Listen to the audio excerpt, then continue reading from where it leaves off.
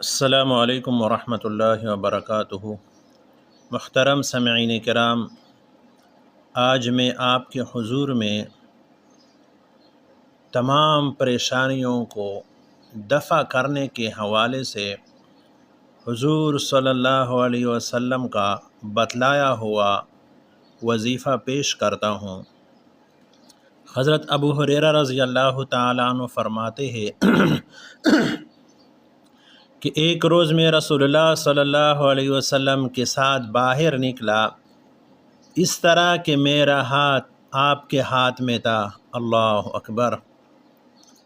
آپ کا گزر ایک ایسے شخص پر ہوا جو بہت شکستہ حال اور پریشان تھا۔ آپ صلی اللہ علیہ وسلم نے فرمایا کہ تمہارا یہ حال کیسے ہو گیا؟ اس شخص نے عرض کیا کہ بیماری اور تنگ دستی نے میرا یہ حال کر دیا۔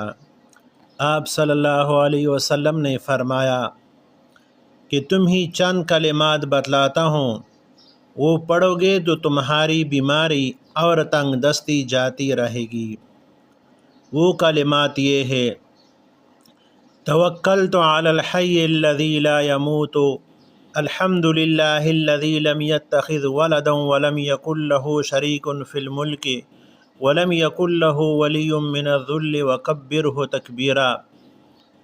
اس کے کچھ عرصے بعد پھر آپ صلی اللہ علیہ وسلم اس طرف تشریف لے گئے تو اس کو اچھے حال میں پایا۔ آپ صلی اللہ علیہ وسلم نے خوشی کا اظہار فرمایا۔ اس نے عرض کیا کہ جب سے آپ نے مجھے یہ کلمات بتلائے تھے، میں پابندی سے ان کلمات کو پڑھتا ہوں۔